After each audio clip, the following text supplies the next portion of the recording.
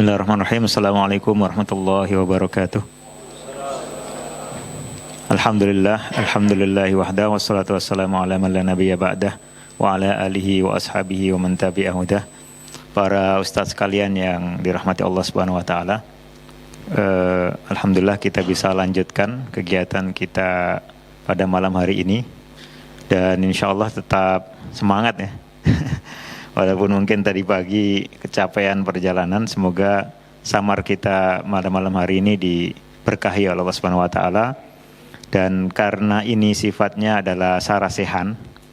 Ya, sarasehan itu lebih banyak bukan penataran sama sekali ya, tapi lebih banyak mungkin nanti diskusi urun rembuk dan semacam itu, maka kita juga berharap nanti kontribusi atau peran serta dari para ustadz sekalian, baik berupa masukan ya atau juga berupa pertanyaan atau tambahan dari apa yang insya Allah saya sampaikan.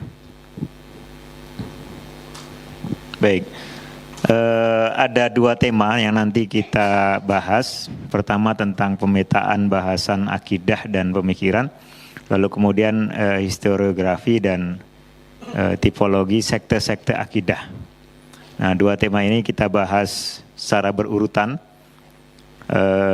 Lalu nanti di tengah-tengah insya Allah kita buka pertanyaan. Bahkan mungkin di setiap tema, di tengah-tengah seperti tadi disarankan oleh Ustadz Nur Fajri, akan kita buka tanya jawab maupun tambahan masukan. Baik para ustadz sekalian, saya akan langsung masuk ya. Tapi sebelum itu, tadi mungkin belum terlalu ditekankan.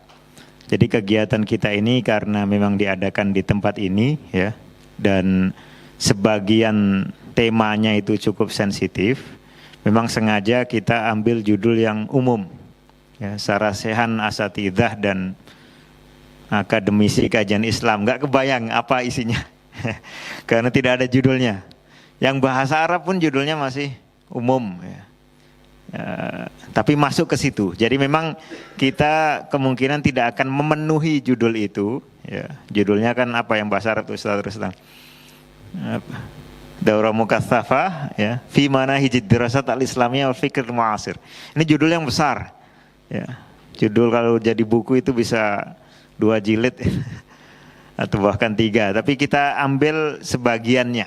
Ya, memang sengaja seperti itu supaya tidak terlalu mencolok dan tetap kita bisa beristifadah.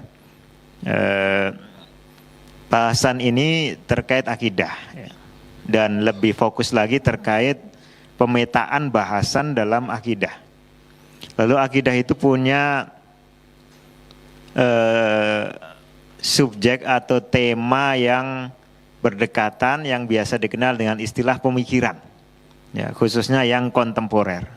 Kontemporer itu artinya di zaman sekarang. Jadi ke depan memang di pembahasan ini nanti kita akan berhadapan dengan banyak istilah ya, yang mungkin antara kita tidak sama. Ada yang sudah terbiasa dengan istilah itu, ada yang mungkin sering dengar tapi kurang menjiwai maksudnya ya, atau mungkin ada yang baru pertama kali dengar. Nah ini berusaha kita dalam sesi kali ini ya membuka pandangan mengenai itu. Mungkin dalam cara nanti saya menyampaikan agak dimulai dari awal ya. Jadi saya mohon izin, mungkin nanti karena di sini pesertanya beda-beda, kafaahnya maupun pengalamannya ya, maupun interaksinya dengan tema ini berbeda-beda. Jadi saya jadikan mulai dari awal, tapi kita bergerak cepat. Ya, bisa disetujui ya? Ya, insya Allah. Jadi bagi yang sudah terbiasa untuk mengulang tema ini, bagi yang baru ini berarti kenalan awal. Bagi yang nanti sudah mendalami dan mungkin punya banyak ide-ide, masukan atau pandangan yang barangkali berbeda dengan apa yang saya sampaikan, nanti monggo di sesi tanya jawab dan mudakhalat bisa disampaikan. Sudah bisa tampil nih?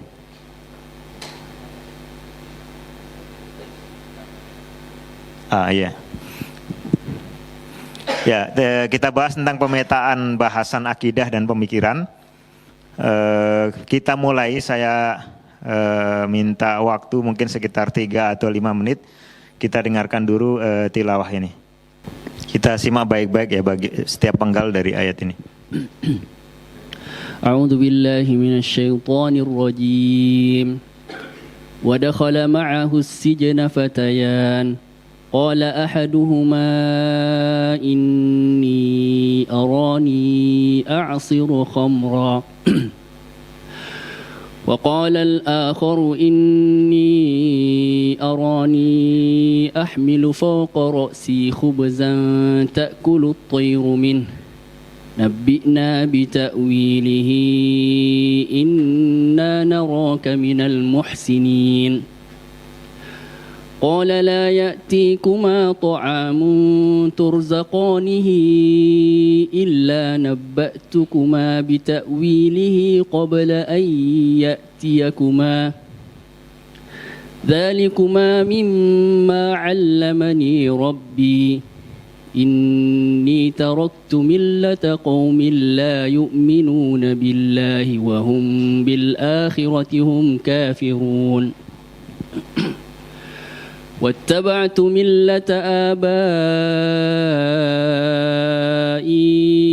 إبراهيم وإسحاق ويعقوب ما كان لنا أن نشرك بالله من شيء ذلك من فضل الله علينا وعلى الناس ولكن أكثر الناس لا يشكرون يا صاحبي السجن أأرباب متفرقون خير أم الله الواحد القهار ما تعبدون من دونه إلا أسماء سميتموها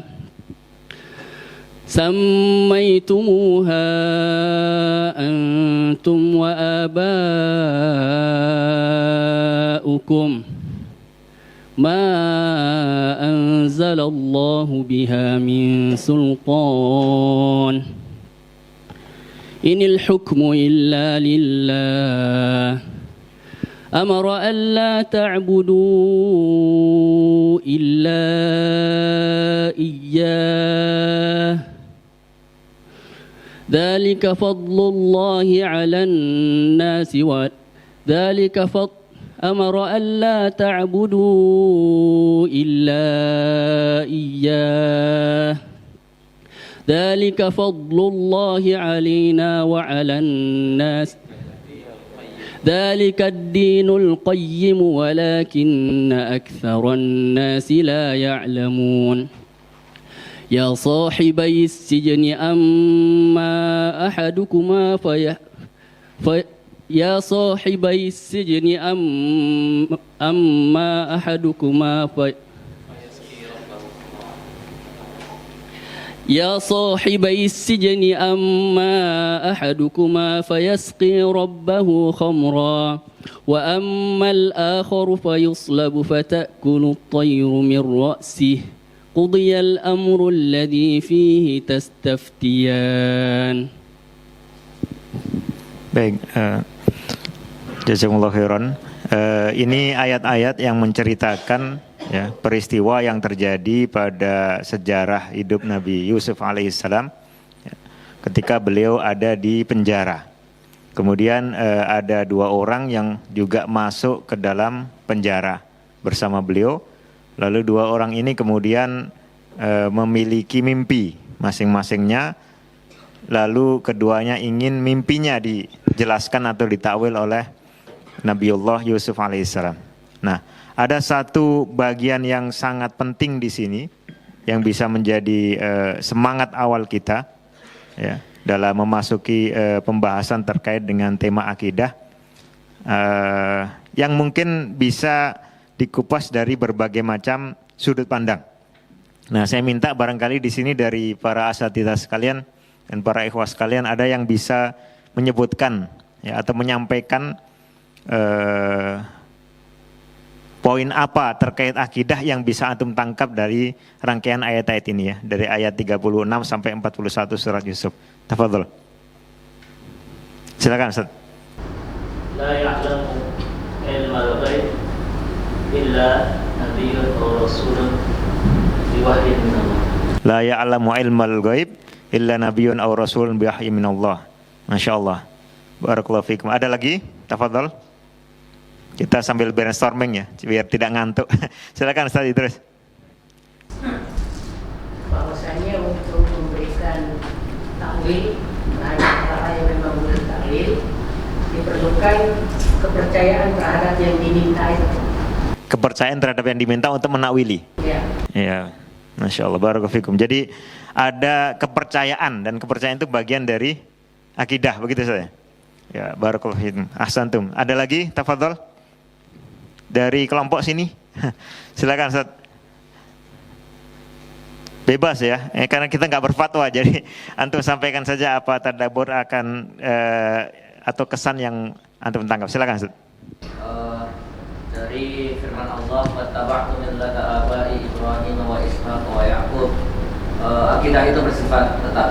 Akidah itu bersifat tetap, sehingga bisa diturunkan dari generasi ke generasi, begitu. Ya, barakallahu fikum. Ahsantum. Silakan, ada yang lain Ustaz. Silakan Ustaz. Pentingnya menanamkan akidah tauhid, karena di situ konteksnya orang kan diminta takwil, takwilkan mimpi, tapi sebelum ditakwilkan malah dijelaskan tentang akidah. Masya Allah, barakallahu fikum. Kalau antum sekarang, ya silakan Ustaz. Dari firman Allah sini, "Ma ta'buduna min dunihi illa asma'a sammaytumuha." Jadi untuk yang disembah oleh orang-orang musyrik itu adalah Tuhan-Tuhan yang mereka namai sendiri. Yang Allah tidak turunkan bukti di situ. Artinya Tuhan yang namanya Tuhan itu namanya harus Tuhan itu sendiri yang menamai dirinya. Tidak boleh mengarang-arang sendiri ya. Allah sendiri yang mengenalkan namanya kepada. Masya Allah, barakallahu fikum. Silakan Ustaz Alfa. Insya Allah nunggu giliran. Ini enaknya pemateri kalau mengaktifkan peserta jadi bisa nganggur. Silakan. Kalau yang tersirat dari ayat ini berarti ketika dia mimpi dan kemudian minta takwil, kemudian Nabi Yusuf menjelaskan takwilnya dan itu terjadi, berarti apa yang akan terjadi ini dan tertulis di Lauhul Mahfuz gitu ya. Ya, sudah ditakdirkan dan dicatatnya. Ya, barakallahu fikum. Artinya sudah bisa diketahui sebelumnya. Baik, silakan Ustaz. Diajak melogika. Ya sahibas sijni arbabun mutafarriqun.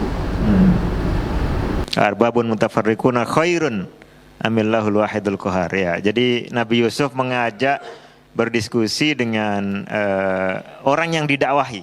Ya, jadi tidak hanya didoktrin, tapi diajak untuk berlogika, memikirkan tentang tauhid dan syirik. Barakallahu fikum. Seperti pemateri sekarang mengajak kita diskusi. Ya. Antum apa mimpinya, Ustaz? Silakan Ustaz, sebentar yang di sini dulu, ya. Sebenarnya yang kami dapatkan juga dari ayat 38 bahwa seorang alim atau dai ketika menyampaikan materinya dia harus menanamkan kepercayaan terlebih dahulu terhadap materinya ini. Dan di sini apa kalimat yang antum tangkap di situ yang menunjukkan itu? Oh ya. Beliau dengan sanad ilmunya. Dengan sanad ilmunya tadi. Bahkan sanad nasab. Ya.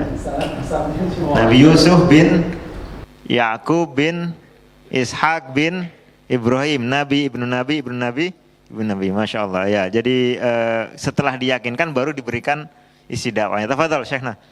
Arbabun mutafarriqun. Jadi sebagian musyrikin bisa saja meyakini ada sebagian rububiyah pada selain Allah Subhanahu wa taala. Ya, ini masalah yang kadang sering jadi bahasan soal rububiyah dan uluhiyah. Jadi kadang-kadang orang muslim musyrik mempercayai ada semacam unsur rububiyah terhadap sesembahan mereka selain Allah, makanya disebut sebagai arbab atau rabbun. Ya.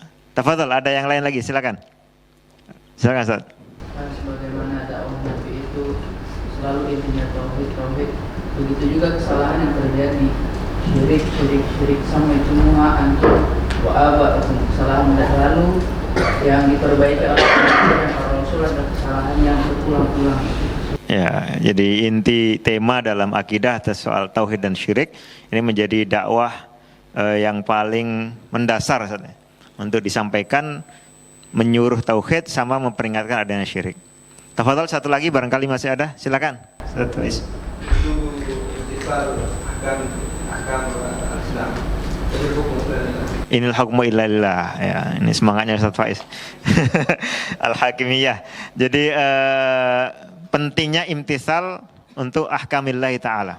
Ya. Dan ini menjadi konsekuensi ketika seseorang mengaku hanya Allah subhanahu wa ta'ala satu-satunya yang layak disembah, maka Allah pula yang satu-satunya yang layak diikuti hukum-hukumnya. Barakallahu fikum. Fawaid yang sangat besar ya, Masya Allah. Apa? Oke, silakan saya Istiqomah. Ilmu ta'wil mimpi ini diantara yang diajarkan oleh Allah Subhanahu wa taala kepada Nabi Yusuf alaihissalam. Di ayat dari kemampuan 'allamani rabbi.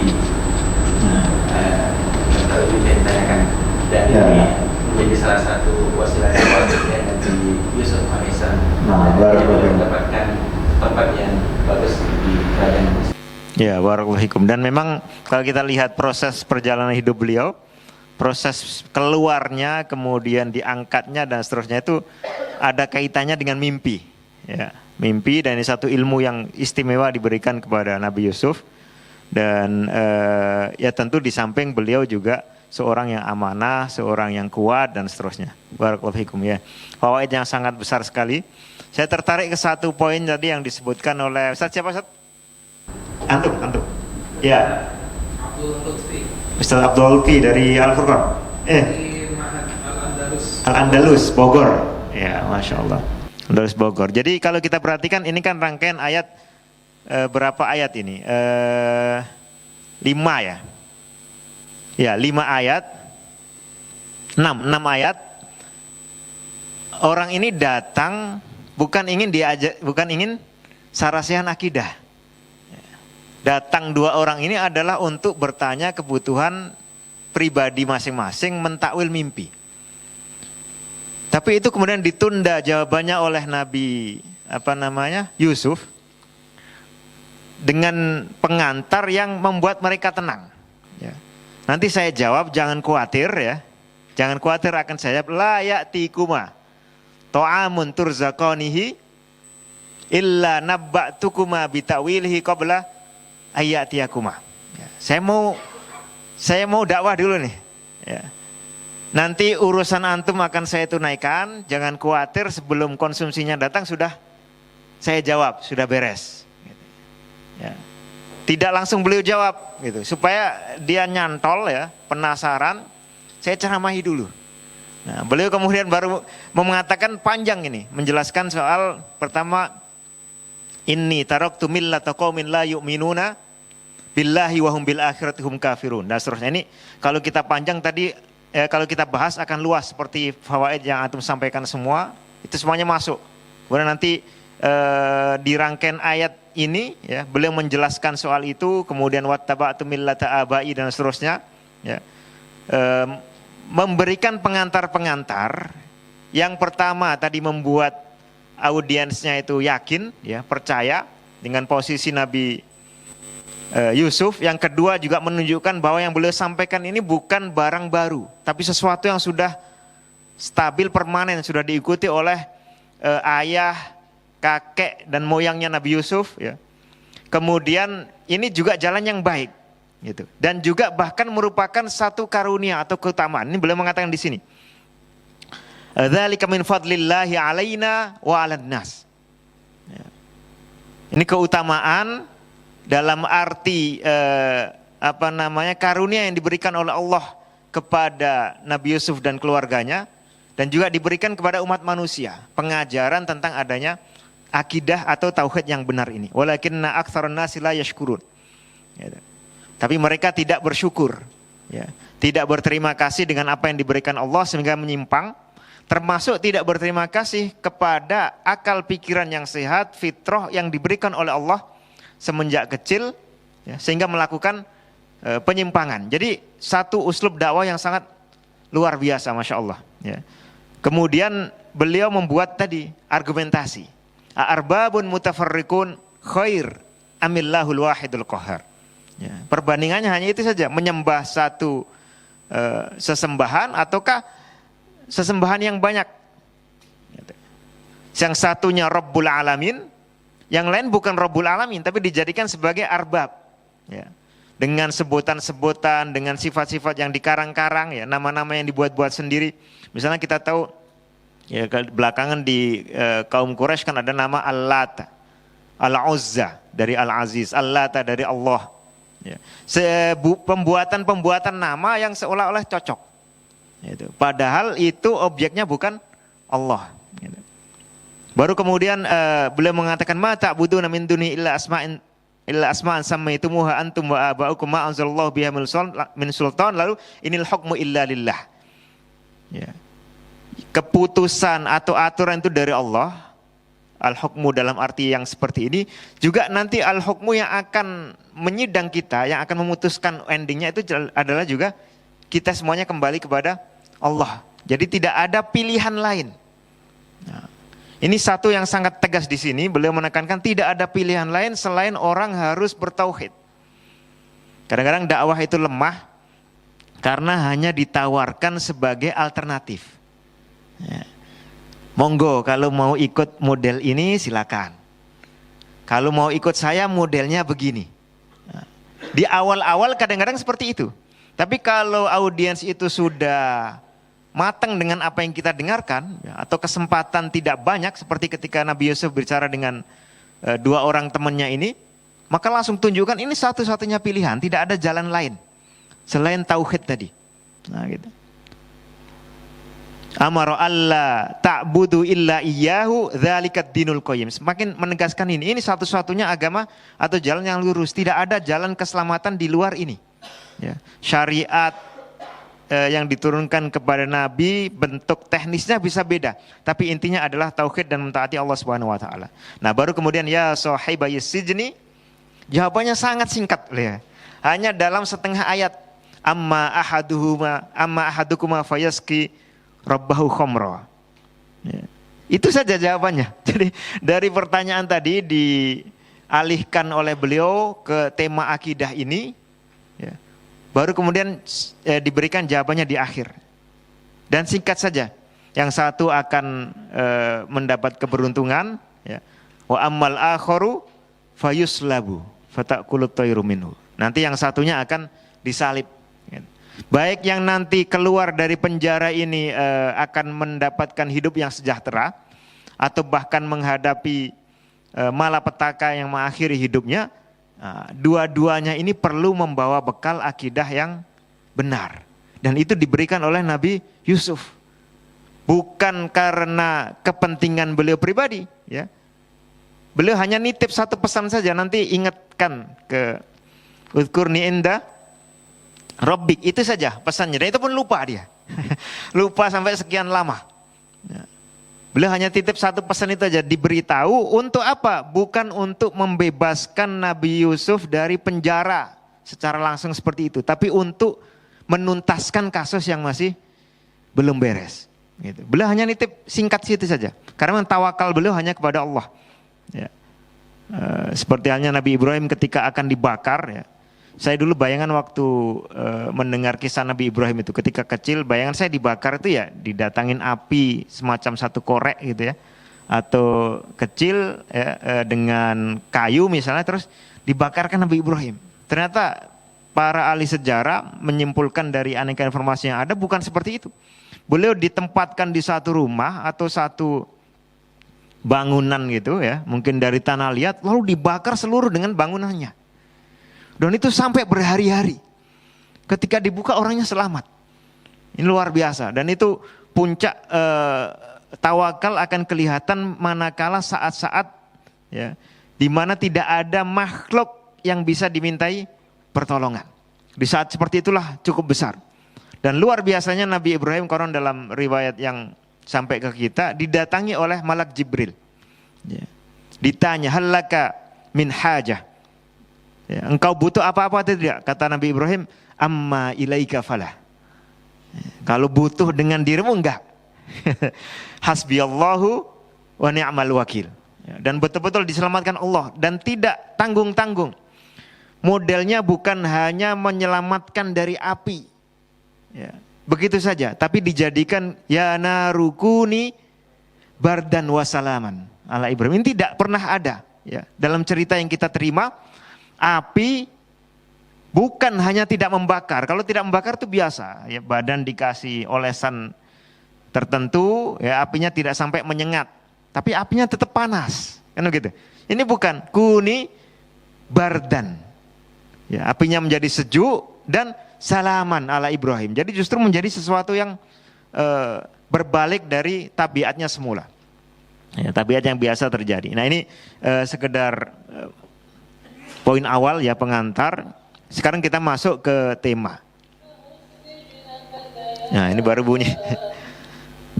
Ya, kita ketika bicara tentang akidah, itu kan ini akidah dan pemikiran. Ada banyak istilah-istilah yang sering sekali kita dengar, ya, berupa bidang-bidang ilmu pengetahuan atau bidang pembahasan yang kadang-kadang kita kurang membedakan, ya, atau mungkin belum mencari secara persis apa sih bedanya satu istilah dengan istilah lain.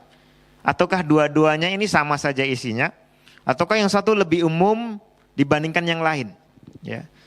Istilah pertama tentu istilah akidah, kita dengar. Kemudian istilah iman, ya, sering dengar juga, dan itu ada kaitan erat dengan akidah. Kemudian istilah tauhid. Sebagian pesantren atau mungkin banyak menamai pelajaran akidahnya dengan pelajaran tauhid, kan begitu. Apa hubungan antara akidah tauhid, ya? Apakah dua-duanya sama ataukah salah satu lebih umum dari yang lain? Nah, ini perlu kita cermati karena kita selaku dai yang juga sekaligus ingin mendalami, ya, biidznillah dunia ilmu pengetahuan, membedakan madlulatil alfaz atau membedakan ma'anil mustalahat itu sangat penting. Karena dai itu akan menjadi lebih jeli, ya, supaya dia tidak salah ucap, tidak salah juga menanggapi pernyataan dari pihak lain. Ada istilah sunnah, ya, istilah sunnah. Bahkan sekarang ada macam-macam istilah sunnah ini. Ada sekolah sunnah, ada ustadz sunnah, ya. Kemarin ada makanan sunnah. Ini semakin banyak penggunaan, kadang-kadang juga memunculkan tren baru yang nanti pemahaman terhadap istilah itu bisa berubah, ya. Apalagi sekarang di era yang informasi sudah sedemikian cepat. Kemudian ada istilah usuluddin. Nah, usuluddin. Saya dulu kuliah di fakultas juga namanya usuluddin. Ya. Di Universitas Islam Madinah juga ada fakultas apa? Ad-Da'wah wa Usuluddin. Ini istilah-istilah yang gampangannya positif, ya. Jadi memang berasal dari Quran dan Sunnah atau digunakan oleh para ulama dengan pengertian yang bagus. Ya, artinya sesuatu yang tidak perlu ditolak. Saya mau belajar akidah, oh langsung bagus belajar, bahkan perlu, bahkan wajib. Saya mau mengerti iman, saya mau belajar tauhid, ya, saya mau belajar sunnah, saya mau belajar usuluddin. Istilah-istilah yang bagus, yang tidak ambigu, ya, tidak mengandung makna-makna yang buruk, kecuali manakala ditafsiri atau diisi dengan pemahaman-pemahaman yang buruk. Tapi itu tidak mengubah bagusnya ini. Misalnya apa? Iman, ya. Orang Kristen mengaku dia punya keimanan, bahkan mengaku sebagai orang beriman, bahkan tidak mau disebut tidak mau disebut orang kafir. Kenapa? Karena istilah iman ini istilah yang bagus, lalu dia menafsiri sesuai dengan versinya. Itu tidak menghilangkan, tidak merusak istilah iman, tetap kita gunakan, ya. Tapi dengan versi sesuai keyakinan kita yang benar. Jadi istilah-istilah yang tidak kita tolak. Kemudian ada istilah yang agak gimana gitu, ya. Ada istilah yang agak-agak ambigu. Ya, tergantung apa penafsirannya. Pertama, filsafat. Ya. Ada yang menolak total filsafat, ya. Mau ditafsiri seperti apapun, pokoknya dia buruk. Ya. Ada yang menerima dengan bagus, biasanya berdasarkan pengertian bahasanya. Filsafat itu kan artinya adalah mahabbatul hikmah atau hubbul hikmah atau hikmah itu sendiri. Siapa yang menolak hikmah? Enggak ada. Ya kan? Kalau disebut sebagai hikmah. Tapi ketika disebut sebagai filsafat, nah ini istilah dari luar. Ya, sudah punya pengertian sendiri sehingga bisa jadi maksudnya buruk. Oh ya, silakan. Di sini aja nggak apa. Ini istilah filsafat. Ya. Di Al-Azhar itu ada fakultas di dalam Usuluddin, fakultas Usuluddin, di dalamnya ada jurusan namanya Al-Aqidah wal Falsafah. Ya, akidah, filsafat. Di UIN, ya, Universitas Islam Negeri, ya. Biasanya juga ada bagian-bagian ya berupa fakultas maupun berupa jurusan yang dinamai seperti ini. Filsafat atau studi agama-agama ya. Mungkin ada juga akidah. Ada juga fakultas akidah atau akidah dan filsafat. Ya. Kalau di Al-Azhar, Usuluddin itu mencakup tadi akidah, filsafat, mencakup hadis dan tafsir. Jadi ada jurusan hadis, jurusan tafsir itu di bawah Usuluddin. Kenapa? Karena Usuluddin kan dasar agama ya Quran dan Sunnah, maka bagian masuk ke situ. Kalau di sini masuknya tafsir hadis tersendiri. Ya. Kemudian ada baru jurusan dakwah. Ini mirip dengan yang ada di Madinah, dakwah dikaitkan dengan Usuluddin. Sedangkan tafsir dan hadis dikhususkan lebih besar sebagai satu fakultas tersendiri. Ini filsafat. Ketika kita menghadapi istilah filsafat, otomatis tidak sama dengan kita menghadapi istilah Usuluddin. Ya. Perlu kita ngerti dulu isinya apa. Dan bisa jadi nanti ujung-ujungnya adalah ditolak sebagian, ya, diterima sebagian, atau ditolak semuanya. Ditolak semua dalam arti kita sudah punya bandingannya, tidak memerlukan itu misalnya, atau dirinci. Ya. Ada juga pihak yang filsafat memang istilah dari Yunani, tapi pengertiannya secara bahasa kan artinya ilmu hikmah. Ya sudah kita ambil kata itu, tapi tidak kita isi dengan corak Yunani. Nah, ini biasa kita gunakan dalam bahasa Indonesia ya, dengan bahasa falsafah ataupun filsafat. Misalnya apa? Falsafah politik dalam Islam. Nah, itu maksudnya adalah hikmah politik dalam Islam atau asror asyasah fil Islam.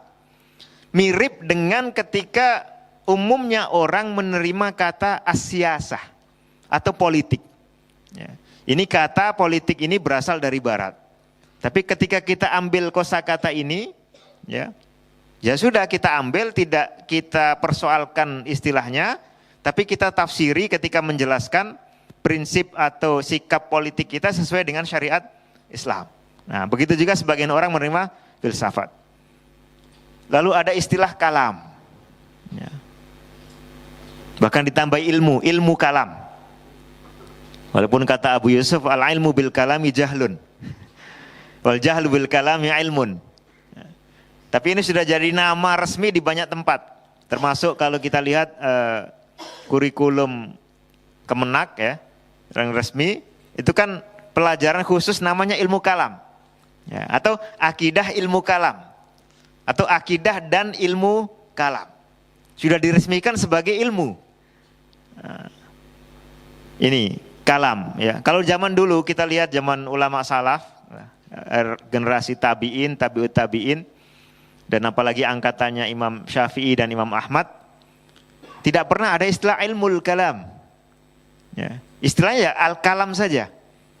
Karena tidak dianggap sebagai ilmu dalam arti yang positif, atau karena kata ilmu ini sangat bagus. Kalau diberikan ke sesuatu yang mereka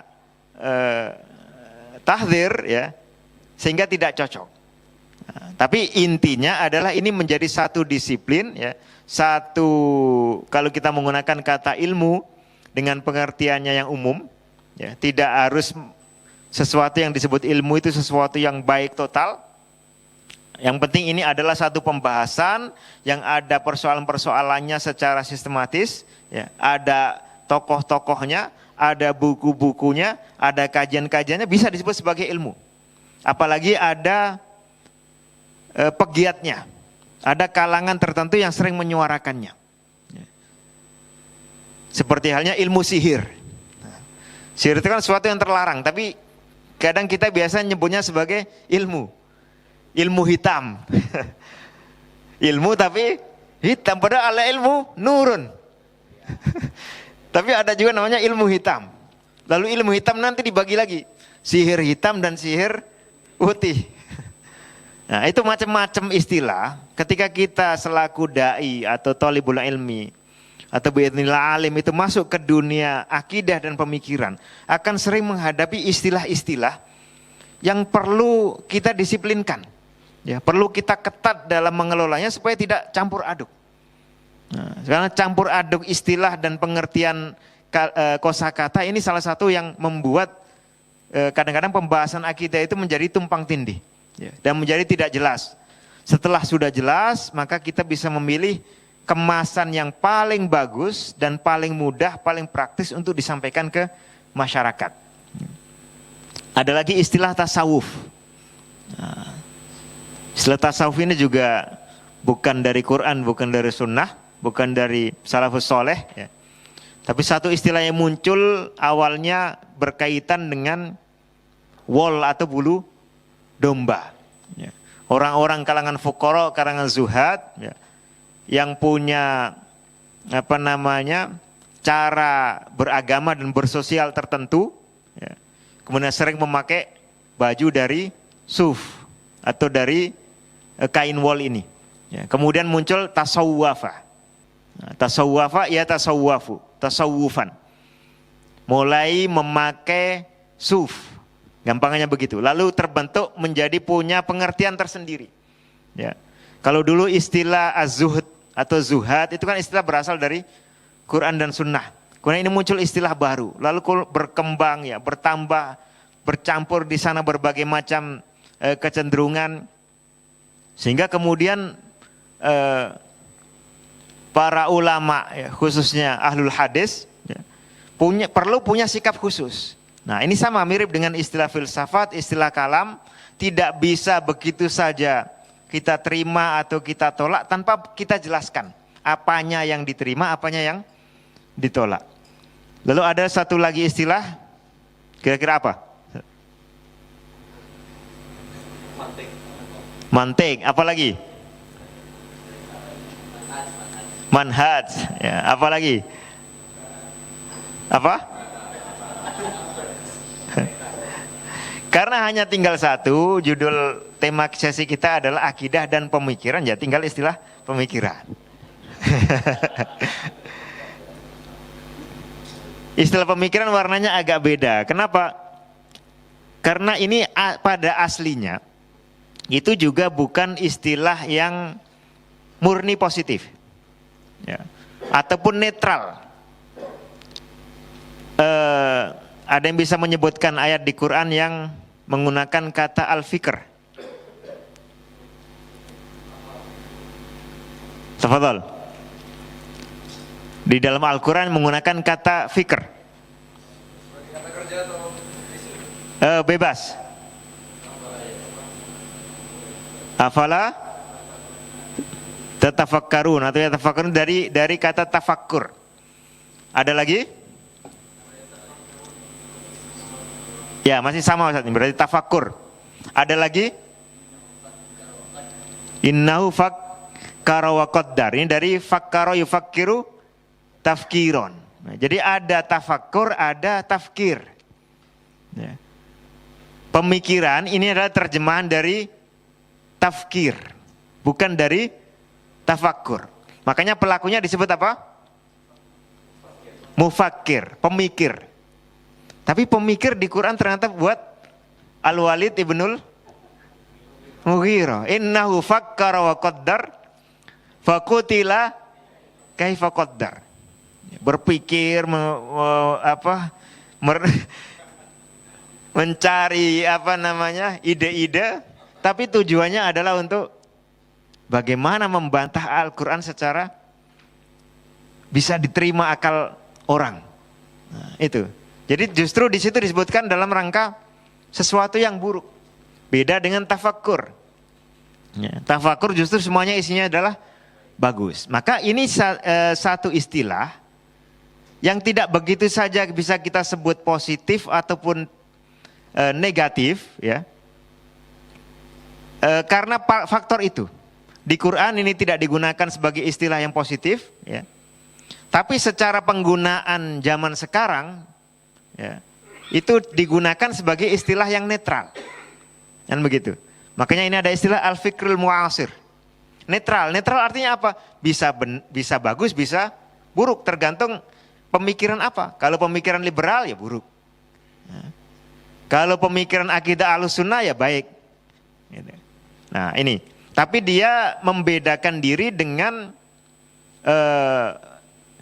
kemasan wawasan, ya, yang tidak butuh banyak pemikiran. Jadi wawasan-wawasan sifatnya teknis ataupun sifatnya sekedar doktrin diajarkan, ya. Pokoknya kalau ada fa'il antum rofa, gak usah nanya kenapa. Ya. Pokoknya kalau ada huruf jar min setelahnya ism antum jarkan. Ya. Tidak butuh penalaran panjang. Tapi nanti di balik itu ada orang berusaha berpikir. Ya, berpikir kenapa mubtada itu marfu? Apakah yang merofa mubtada itu adalah khobarnya, ya? Ataukah statusnya sebagai mubtada? Ataukah alif tidak? Nah, ini mulai masuk rumit. Yang rumit-rumit itulah yang biasa disebut sebagai pemikiran, ya. Baik positif maupun negatif, atau hasil dari pemikiran itu, ya. Hasil dari pemikiran itu. Ada paham yang kadang-kadang kita lihat itu tinggal ujungnya saja, ya. Misalnya maaf kata LGBT, itu kan satu paham yang sebenarnya di balik itu ada proses fakkar wa qaddar tadi, menganggap bahwa tidak sah seseorang itu membatasi gender manusia hanya pada dua gender. Ada bantahan, kan manusia lahir kalau bukan laki-laki yang perempuan. Dibilang enggak, bisa juga model ketiga. Nah, atau kalaupun hanya dua, laki-laki bebas saja, tidak ada norma yang dasar, ya, norma mendasar yang harus diikuti sehingga dia harus terus berperilaku sebagaimana umumnya lelaki. Nah, ini satu model pemikiran yang biasanya pemikiran ini kalau tidak melahirkan keyakinan yang kuat, yang bagus, maka dia bisa melahirkan syubuhat. Nah, syubuhat. Filsafat, kalam, tasawuf juga bisa melahirkan syubuhat. Hal-hal yang mutasyabihat inilah yang kita warnai dengan warna warna apa ini? Jingga. Warna jingga atau warna ini. Ya. Tapi pemikiran, ya, tafadhol Ustaz. Pemikiran bisa dengan mudah kita gunakan karena dia tidak punya kecenderungan buruk. Adapun filsafat, kalam, tasawuf, ya, kita temukan di kalangan di khazanah ulama salaf dan mutaqaddimin kita, ya, banyak yang memposisikannya sebagai sesuatu yang negatif. Sehingga tidak mudah juga kita kemudian begitu saja menerimanya sebagai sesuatu yang positif. Ya, ada buku judulnya Ibnu Taimiyah As-Sufi. Salah satu syekh di mana yang mengarang buku tentang beliau menyebut Ibnu Taimiyah itu sebagai mutakallim. Kalangan lain menyebutnya sebagai filosof. Padahal orangnya nggak mau disebut seperti itu. Nah, di sini kita perlu cermat, ya, dan hati-hati di dalam menggunakan istilah, apalagi ketika nanti bersangkut paut dengan tokoh-tokoh. Kalau disebut mufakir tidak ada yang menolak, ya, karena memang pemikir. Itu kan istilah yang netral. Ya. Apalagi disebut sebagai muwahhid. Ya. Apalagi disebut sebagai mukmin. Ya. Apalagi disebut sebagai sunni. Ya. Atau alim akidah. Nah ini istilah-istilah. Ya. Dari istilah-istilah ini kalau kita sudah jabarkan seperti tadi, ya, kita tahu dalam rangka kita menyampaikan apa itu akidah, itu perlu kita gunakan judul-judul yang memang jelas-jelas bagus dan positif. Syukur-syukur ada di Quran. Ya. Istilah akidah ini kurang begitu ada di Quran dan Sunnah. Ya. Karena yang sering ada itu adalah istilah iman, ya. Kemudian ibadah lillahi wahdahu la syarikalah atau tauhid. Ya. Istilah tauhid ada dalam sunnah. Ya. Lalu kemudian istilah as-sunnah. Nah, ini lebih jelas lagi. Dan itu digunakan oleh para ulama untuk menulis karya-karya akidah. Terutama karya akidah yang menunjukkan bedanya poin-poin yang di situ membedakan antara ahlus sunnah dengan ahlul bid'ah. Itu disebut sebagai as-sunnah. Ada model karya lain seperti Asy-Syariah, ya, karya Al-Ajurri, ya, atau Usuluddin, bukunya Ibnu Battah misalnya judulnya adalah Al-Ibanah an Usuluddin atau Usul Ad-Diyanah. Nah, istilah akidah tidak begitu ada secara langsung di Quran dan Sunnah, tapi istilah ini lebih bisa mencakup semuanya. Istilah tauhid itu fokusnya kan ke apa? Innaka ta'ti qauman min ahli kitabin falyakun awwala ma tad'uhum ilaihi ayyuhidullah. Dalam salah satu riwayat, ya. Fokusnya ke sana. Tapi keimanan kepada nabi tidak langsung ditunjukkan oleh kata tauhid, ya. Keimanan kepada hari akhir juga tidak langsung ditunjukkan oleh kata tauhid. Apalagi rincian-rincian akidah yang lainnya. Jadi kalau kita menggunakan istilah tauhid untuk menyebut bahasan akidah secara keseluruhan, kurang terwakili.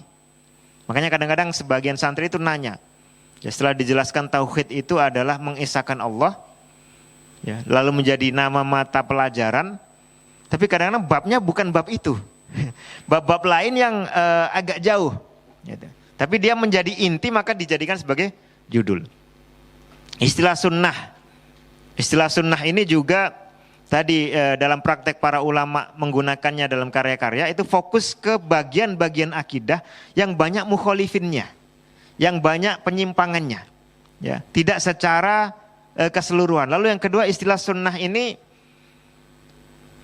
banyak pengertian lainnya, ya. Dalam ilmu hadis ada pengertiannya, nanti dalam ahkam taklifiyah di fikih bisa punya pengertian yang berbeda. Jadi agak menyulitkan untuk dijadikan sebagai judul besar dari bahasan akidah. Usuluddin, ya, Usuluddin itu juga dasarnya saja, tapi rincian-rinciannya kurang masuk ke sana. Nah, oleh karena itu istilah akidah ini termasuk istilah yang paling umum, ya. Dia netral, bisa dimaknai positif, bisa negatif, ya.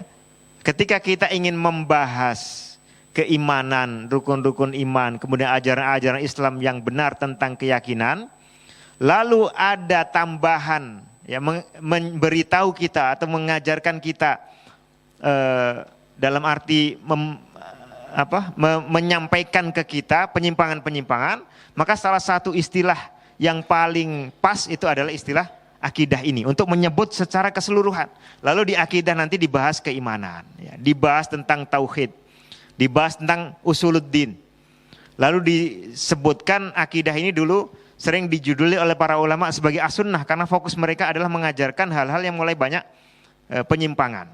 Nah, intinya akidah yang kita maksud di sini adalah sesuatu yang terkait dengan keyakinan. Apakah harus yakin 100%? Nah, di situ pembahasan juga ada masuk keyakinan yang sudah qat'i kita pastikan 100%, ada pula yang cukup dalam kategori dipercaya, ya. Mungkin karena dalilnya masih kurang kuat, ya, tapi dia bukan termasuk perkara, ya, yang kalau tidak diketahui yang kalau tidak diketahui menjadi bermasalah. Misalnya apa? Nama-nama para malaikat, ya. Lalu kemudian yang akan menjaga surga dan neraka itu apakah hanya satu malaikat atau banyak? Misalnya, malaikat Israel itu apakah langsung mencabut nyawa sendiri, ya? Ataukah dia punya tim, misalnya? Bahkan apakah dia namanya Israel? Ya. Nah, ini perkara-perkara yang bisa kita percayai, ya. Dan para ulama dalam prakteknya seperti itu. Dalam buku-buku akidah itu banyak pernyataan-pernyataan yang sebetulnya dalil nasnya itu tidak sampai kategori Quran ataupun hadis yang sahih. Tapi bisa dipercaya dan tidak ada persoalan, ya. Menyebut dua malaikat itu sebagai apa? Raqib dan Atid misalnya. Itu kan salah satu penamaan sebenarnya muncul dari struktur kalimat, ya, yang sekilas tidak menunjukkan dua orang. Raqibun Atid itu sifat untuk satu orang malaikat. Ya, misalnya seperti itu. Ini bahasan-bahasan yang bisa dipercaya, ya, walaupun tidak sampai pada kategori keyakinan.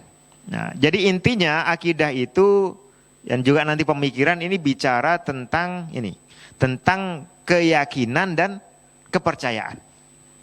Ya. Sehingga terbedakan dengan yang membahas soal perbuatan atau aksi secara langsung. Ya. Walaupun ada kaitan erat nanti, apalagi perbuatan yang itu adalah amalan hati. Ya.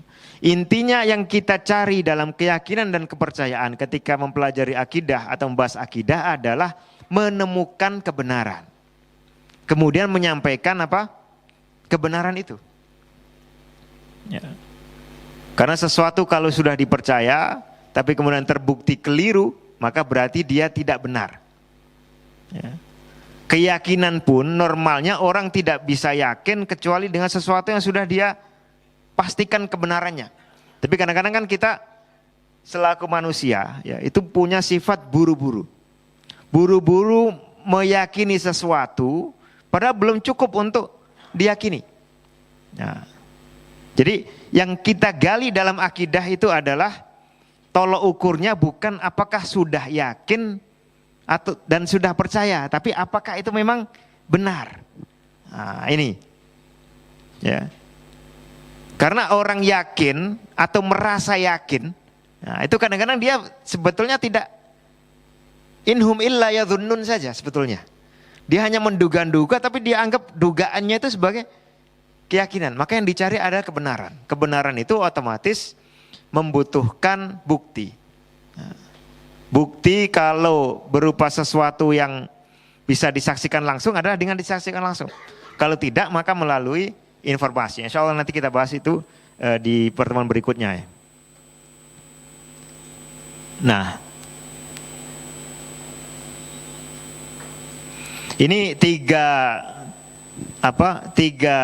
proses atau tahapan yang akan kita lakukan ketika kita mendalami akidah. Mempelajari akidah, membahas akidah, apalagi menyampaikan akidah. Yang pertama adalah pemahaman. Harus paham dulu. Dan Masya Allah, pembahasan akidah seperti berkembang sampai zaman sekarang itu sudah sangat banyak. Ya, nanti kita ringkas menjadi 10 poin.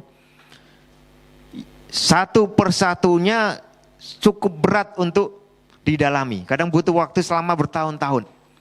Lalu satu pembahasan itu atau satu subtopik itu punya rincian-rincian. Kadang-kadang kita hanya bisa mendapatkan sekian persennya. Tapi sebelum itu tercapai, sebelum pemahaman kita tercapai, berarti kita tidak bisa melangkah ke langkah berikutnya. Kunci dari akidah adalah paham, ya. Sehingga dengan pemahaman itulah dia betul-betul bisa secara mutmain, ya, secara tenang meyakini, mempercayai hal tersebut. Sama seperti tadi ketika dakwah Nabi Yusuf kepada dua orang di penjara. Dipahamkan dulu. Baru setelah dia paham, ya, bahkan diberikan argumennya. Setelah dia paham, dia bisa menerima. Ini pemahaman. Yang kedua adalah penghayatan. Nah, jadi akidah itu tidak menunggu proses lama. Kalau antum sudah paham, langsung dihayati. Tidak perlu prosedur panjang, karena ini bersangkutan dengan apa yang ada dalam hati kita. Ya. Kalau pikiran sudah paham, yuk langsung hatinya menghayati. Kalau sudah paham bahwa beribadah itu hanya kepada Allah, langsung dihayati. Kalau sudah paham bahwa tidak ada yang layak ditakuti atau diharap-harap secara maksimal kecuali Allah Subhanahu wa taala, langsung itu dihayati. Jangan sampai terlalu mengharapkan manusia atau terlalu takut dengan komentar masyarakat. Nah, ini langsung. Ya, dan ini yang kita lakukan. Tapi kalau dari pemahamannya keliru, kalau pemahamannya keliru, penghayatannya bisa keliru. Salah satu faktor utama yang membuat penyelewengan di bidang kuburiyah, ya, urusan-urusan penyimpangan tentang kubur, itu berangkat dari pemahaman yang keliru. Pemahaman bahwa si wali ini berhak untuk diminta-minta. Satu. Lalu bukan hanya berhak, ternyata dia juga mampu. Diberikan kemampuan untuk itu. Wah, akhirnya itulah yang dihayati. Sehingga ketika dia meminta-minta ke mayit, ya, itu bukan karena bukan seperti orang melakukan pencurian atau minuman keras atau naudzubillah berzina, ya, dalam kondisi dia bernafsu.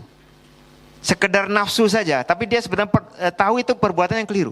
Kalau orang minta-minta ke mayit itu tidak begitu. Dia memang merasa sesuai pemahamannya yang keliru tadi, ini layak dilakukan, ya, dan menghasilkan manfaat. Lalu kemudian itu betul-betul dengan semangat religiusitas.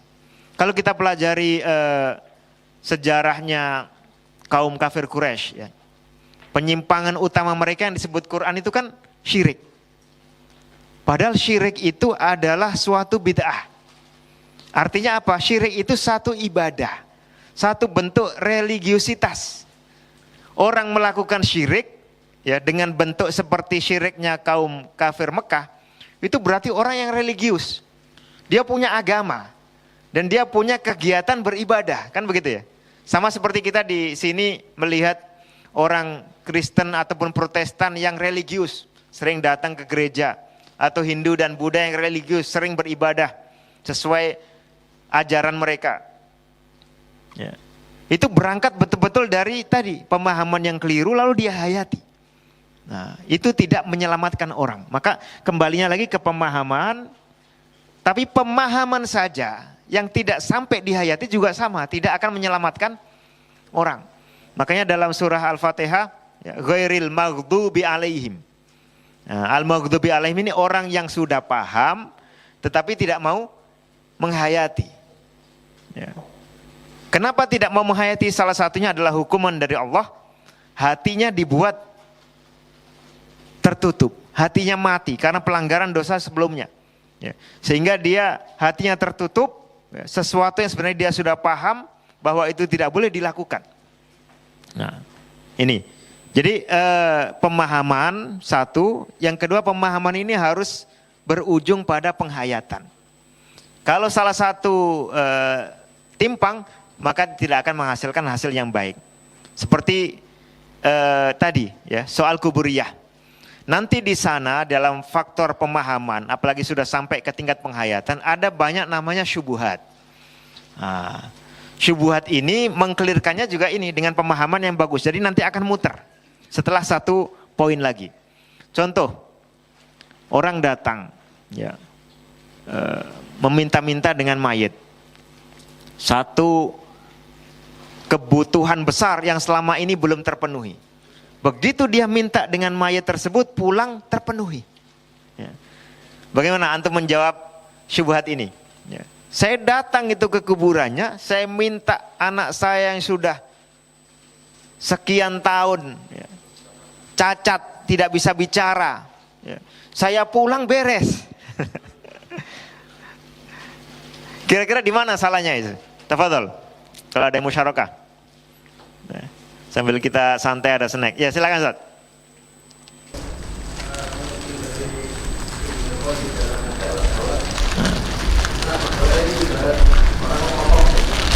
Motok, ya.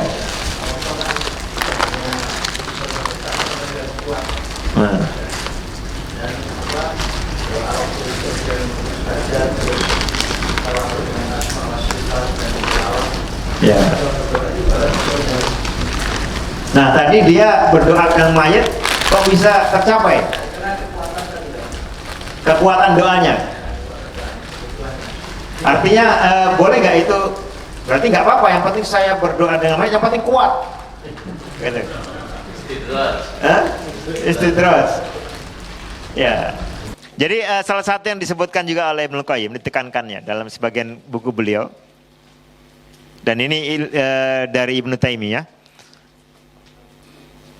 dikabulkannya doa itu tidak menunjukkan bahwa doanya sah secara syariat, tidak menunjukkan bahwa doanya diridhoi. Ya.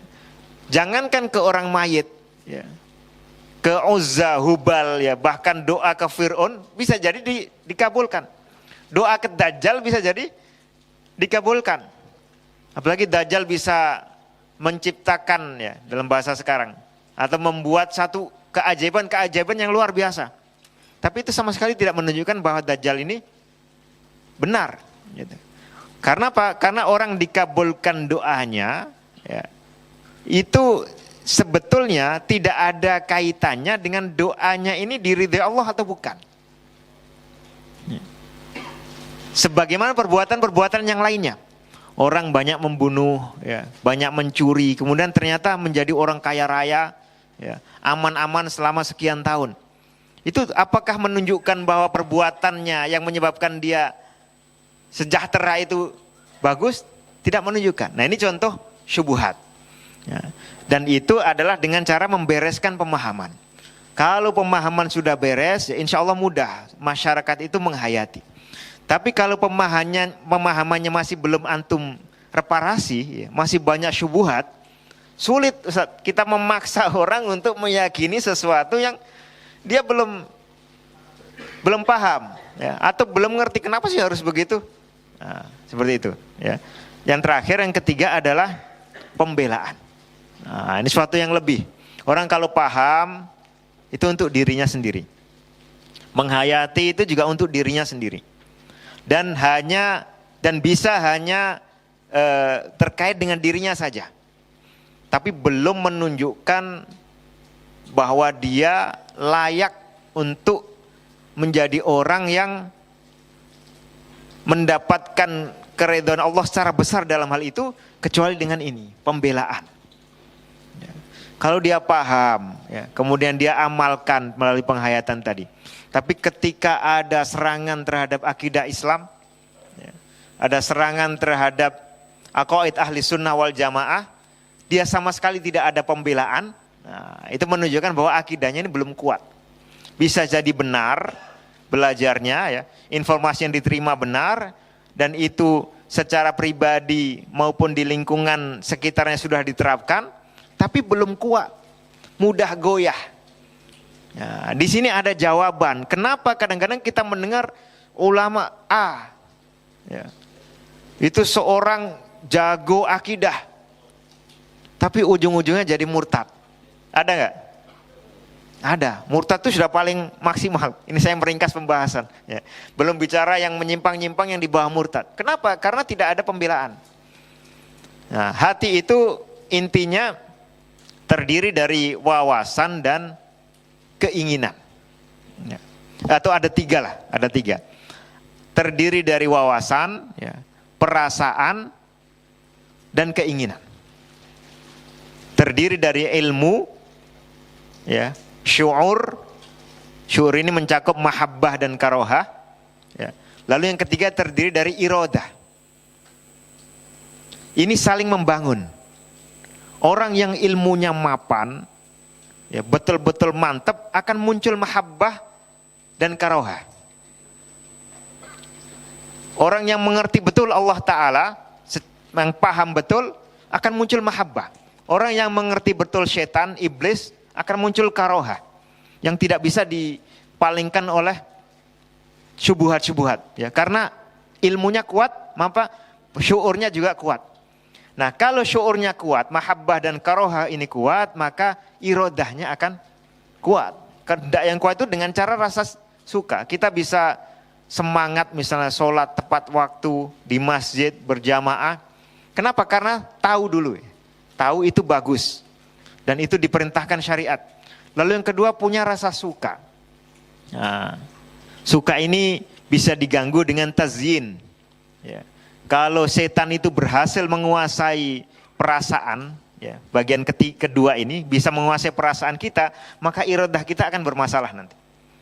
Ya. Walaupun kita sudah punya ilmunya. Ya. Kalau setan lebih jauh lagi bisa merusak ilmu dan pemahaman kita, yang berikutnya akan lebih rusak lagi. Maka caranya seperti itu untuk menambah pembelaan kita terhadap akidah yang benar. Ya. Pembelaan itu kan dari iradah. Iradah ini kalau sudah maksimal, ya, inna fil jasadi mudghah idza salahat salahal jasadu kullu. Kalau hatinya sudah maksimal iradahnya, udah akan jalan. Tidak mungkin, ya, hatinya maksimal tapi tidak ada perbuatan. Ya, makanya tidak ada jenis ketiga. Ada jenis mukmin.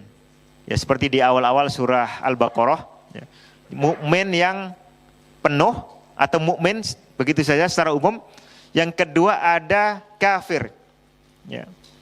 Innal ladzina kafaru sawa'un 'alaihim a'andzartahum am lam tundirhum la yu'minun. Yang ketiga adalah munafik. Munafik ini luarnya luarnya bagus, ya, dalamnya buruk. Mukmin kafir itu luar buruk, luar dalam buruk. Kalau mukmin itu luar dalam bagus. Apakah ada yang luarnya buruk, tapi dalamnya bagus? Hah? Ada nggak? Orang apa, Ustaz? Orang tua itu dari luar udah bagus, Ustaz.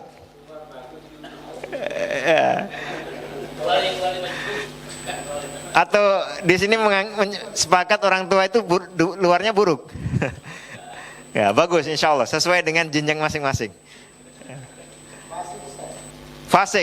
Fasik itu dalamnya memang bermasalah, tapi bermasalahnya tidak sampai 100%. Nah, ya, jadi tidak ada lawan dari munafik. Munafik itu yudmirul kufra wa yudhirul iman. Tidak ada yang yudmiru al-iman tapi yudhiru al-kufra, kecuali dalam kondisi-kondisi tertentu saja, hanya dengan lisan saja. Dan dia tidak akan terus-menerus seperti itu. Tidak mungkin seseorang terus-menerus memperagakan kekafiran, mengatakan kekafiran, kecuali memang di dalam hatinya juga bermasalah. Makanya hadis yang mengatakan, ya, wa innar rajula la ya'malu amalan, bukan itu. Hadis tentang takdir. Saya lupa, ya.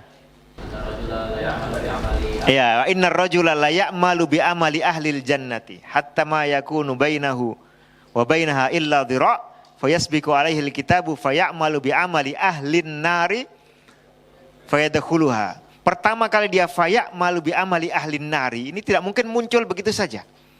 Makanya riwayat yang lebih lengkap, wa innar rajula la ya'malu bi amali ahlil jannati fi ma yabdulin nas. Jadi luarnya saja dia menyimpan ada dasisah di dalam hatinya itu yang baru berbuah ketika akhir hayat, wala'iyadzubillah. Nah ini, jadi pemahaman yang bagus atau ilmu yang benar akan melahirkan penghayatan yang bagus, ya, atau mahabbah dan karohah atau syuur yang bagus, yang itu kemudian akan melahirkan lebih lagi, yaitu pembelaan. Ya, ini tingkat yang lebih tinggi lagi, tingkat yang disebut sebagai al-jihad. Membela itu membutuhkan pengorbanan. Lalu pembelaan yang kuat yang kita lakukan, ini penting lagi. Pembelaan yang kuat itu juga akan menambah pemahaman. Fa innar rabba syakur. Karena Allah itu maha bersyukur, maha membalas. Syukur itu membalas. Kalau kita berbuat lebih, akan diberi lebih, bahkan berlipat ganda. Maka tidak heran ulama-ulama yang pemahaman jago-jago soal akidah, ya, dan menjadi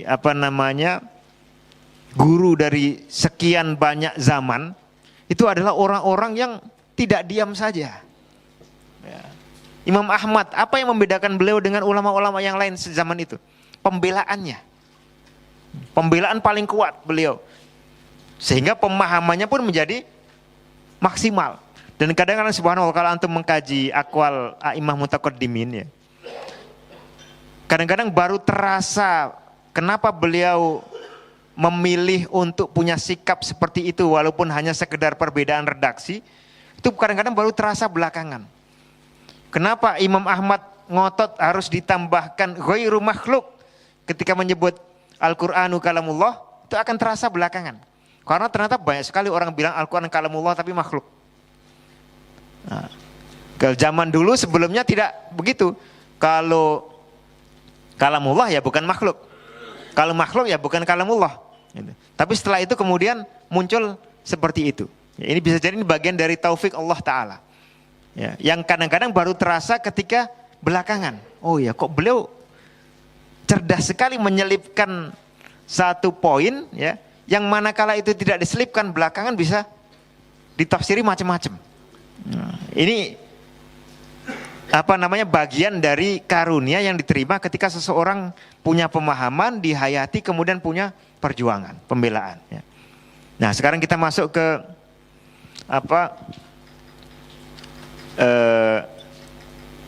bagian-bagian atau wilayah-wilayah dalam akidah ya, yang harus kita ketahui atau kuasai.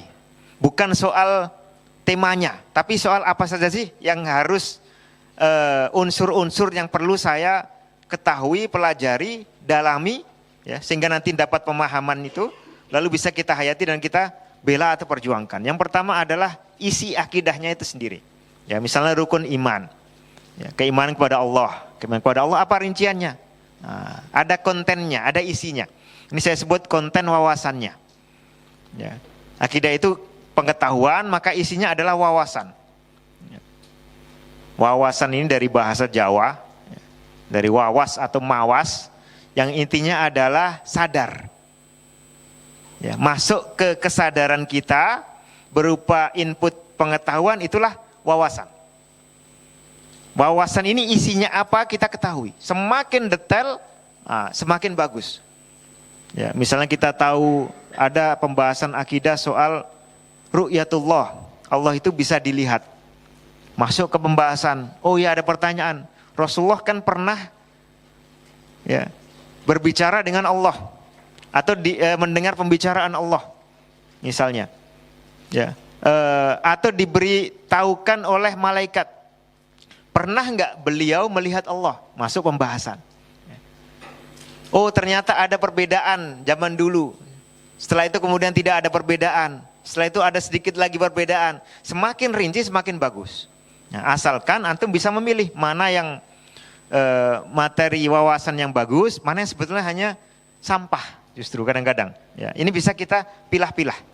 Kemudian yang kedua, setelah mengenal isinya, artinya mengenal masail al-akidah, ya, mengenal masalah-masalah akidah dengan pembahasannya, kita juga perlu kenal tokoh dan literatur.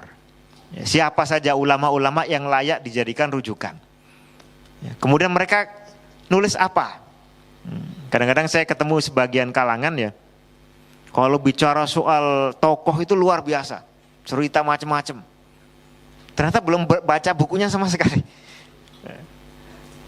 Padahal apa faedahnya antum dapat dari si alim ini?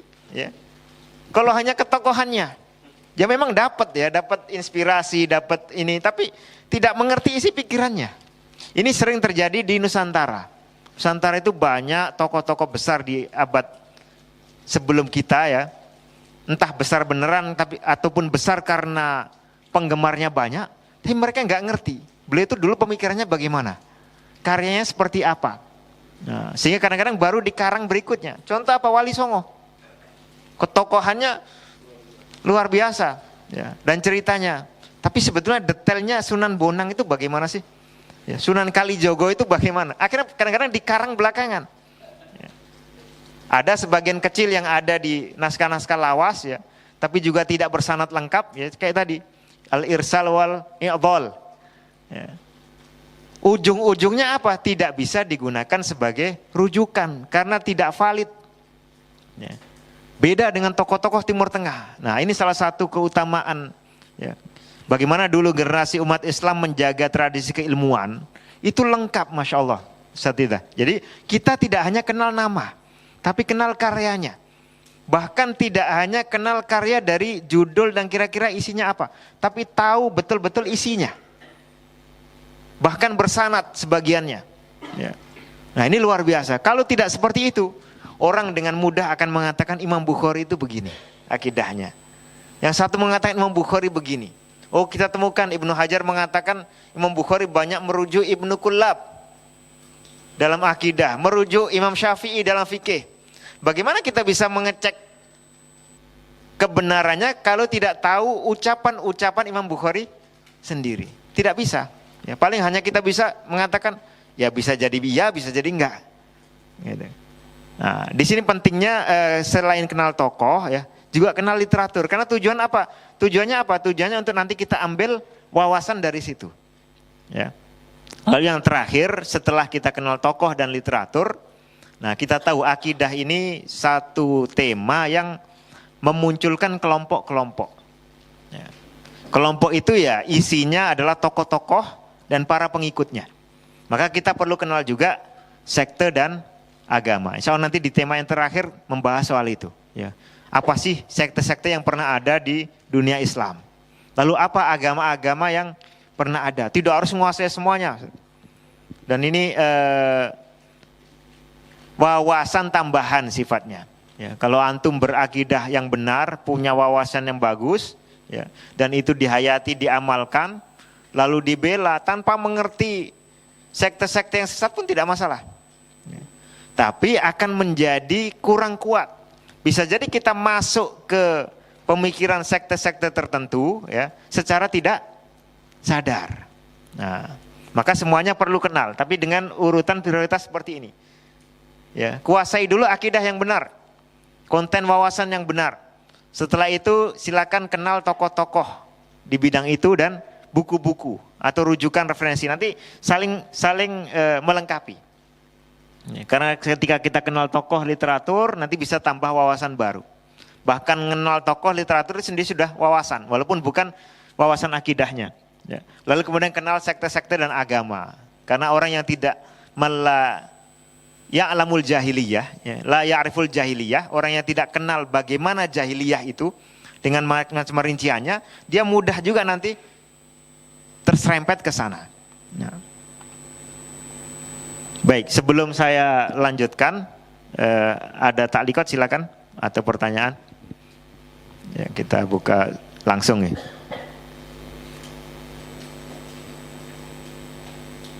Saya sambil minum. Oke, silakan. Mungkin langsung tidak perlu mic atau perlu? Ya, silakan.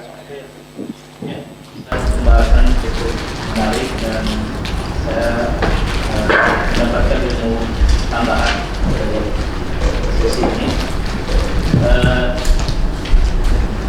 Di saat kami dulu belajar di kampus tentang masalah akidah, yang tadi disebutkan itu beberapa sudah pernah kami pelajari, dan setelah kami lulus dari kampus itu kami mengenal istilah baru namanya manhaj gitu. Ini manhajnya nggak benar, ini manhajnya dol, ini manhaj. Sebenarnya manhaj itu apakah kaitannya hanya secara bahasa adalah thariqah atau dia mendefinisikan sebuah akidah? Nah, itu yang ingin diperjelas begitu. Ya, barakallahu fikum. Tadi di istilah-istilah tidak ada muncul manhaj ya. Ya, manhaj itu kan apa namanya? Jalan yang jelas. At-thariqah al-wadhihah. Jadi jalan yang jelas. Kalau dalam pembahasan di ilmu pengetahuan maupun dunia dakwah ya, atau dunia kehidupan zaman sekarang, jalan yang jelas itu ya mencakup semuanya. Mencakup manhaj dia dalam akidah, manhaj dia dalam amal, ya, manhaj dia dalam bersikap. Jadi dia sebetulnya istilah yang netral. Bisa manhaj yang buruk, bisa manhaj yang baik gitu. Nah, apakah ini adalah akidah itu sendiri atau beda? Ya tadi kalau dari pengertian asalnya manhaj itu adalah jalan yang jelas, ya, membedakan dengan jalan yang tidak jelas. Maka kita tidak bisa sebut si A ini manhajnya begini untuk perkara yang belum jelas. Jadi dia kadang begini, kadang begini. Misalnya si A ini manhajnya pakaiannya selalu gaya nasional, Ustadz Falihin misalnya. Tapi ternyata besoknya pakai baju koko, besoknya lagi pakai thawb misalnya. Nah itu berarti tidak bisa dikatakan sebagai manhajnya. Manhaj adalah sesuatu yang memang sering dia pijak. Memang itulah gayanya. Ya, itulah tempatnya dan gayanya. Apa kaitannya dengan akidah? Ya manhaj itu judul besar. Ya, salah satunya adalah mencakup akidah. Nanti selain akidah tentu ada as-suluk atau al-amal. Ya, ada terkait ke akidah tadi kita bahas, kita definisikan hanya fokus di keyakinan dan kepercayaannya. Ya. Ya. Kelanjutannya adalah perbuatan, tindakan dan sikap. Nah, totalnya ini semua adalah manhaj dia, manhaj seseorang ataupun manhaj kelompok. Barangkali itu Ustaz ya. Kalau kita sekedar baru membahas istilahnya itu sendiri. Cuma kadang-kadang ya tadi satu istilah ya, ketika berkembang di masyarakat maupun di thalabatul ilmu kadang-kadang mengalami penyempitan makna. Ya. Kemudian dengan alif lam kalau dalam bahasa Arab menjadi menunjuk ke sesuatu yang spesifik. Dan itu lumrah. Kata as-sunnah. Sunnah itu kan asalnya netral. Ya, kebiasaan, tradisi, ya seperti manhaj itu. Tapi kemudian ketika diberi alif wal lam, rajul laisa ala sunnah. Nah, misalnya. Maksudnya apa? Maksudnya sunnah yang ada alif lamnya itu. Sunnah yang sudah spesifik. Ya. Sunnah Rasulullah misalnya. Atau sunnah al-muslimin. Ya. Laisa ala tariq. Sama. Oh dia enggak istiqomah di manhaj. Misalnya gitu. Maksudnya manhaj yang sudah dispesifikkan. Jadi itu sebenarnya istilah yang netral ya asalnya. Punya pengertian yang umum ya, bisa positif bisa negatif, lalu dalam penggunaan tertentu bisa positif. Nah, barangkali itu ya. Kita lanjutkan dulu karena waktu tinggal 3 menit ya, supaya ini tercapai. Jadi saya tadi menyampaikan ada bisa kita bagi macam-macam ya, cara orang membagi dan itu bebas. Yang penting memudahkan. Saya memilih pembagian akidah menjadi 10 tema utama ya. Dan ini rata-rata di buku-buku akidah yang lengkap akan antum temukan. Pertama, yang terkait dengan asma dan sifat Allah. Ya. Yang kedua terkait dengan tauhid uluhiyah. Asma sifat itu misalnya pembahasan di akidah Hamawiyah. Itu full fokusnya tentang asma wa sifat. Tauhid uluhiyah misalnya kitab Tauhid li Syekh Muhammad At-Tamimi. Syekh Muhammad bin Abdul Wahab itu fokus tentang tauhid uluhiyah. Kalau kita baca Wasitiyah tidak terlalu ketemu pembahasan tentang tauhid uluhiyah. Ya. Bahas baca Tadmuriyah ada ketemu sedikit-sedikit, tapi tidak secara detail misalnya. Jadi ini 2 pembahasan yang perlu diperkaya tersendiri karena belum bisa jadi orang fokus membahas asma sifat tidak membahas ini. Ya, kitab At-Tauhid, judulnya At-Tauhid. Ya, karya Imam Ibnu Khuzaimah. Ada nggak membahas tentang tauhid uluhiyah? Tidak begitu ada. Ya. Sehingga perlu kitab lain untuk memenuhi tema ini. Dan ini tema yang Masya Allah di Quran sangat luas sekali dibahas. Saya pernah tanya kemarin ke salah satu syekh di Madinah. Kenapa buku-buku ulama salaf, buku-buku akidah yang kadang-kadang bahkan judulnya tauhid itu tidak begitu membahas tauhid uluhiyah? Belum mengatakan, iya, kenapa ya? Memang begitu. Ya, akhirnya beliau menyampaikan beberapa alasan, ya kemungkinan alasan antara lain mungkin saat itu belum begitu banyak pelanggaran di tauhid uluhiyah. Saya bilang kan sudah ada Koromito, sudah ada Syiah yang Mazarot tadi itu. Ya, tapi mungkin kurang besar. Terus saya tanya lagi, di Quran kan ini sangat dibahas. Yani hatta mimbab syarhima fil Quran. Beliau bilang, iya, harusnya begitu. Makanya antum akan temukan itu di buku-buku tafsir.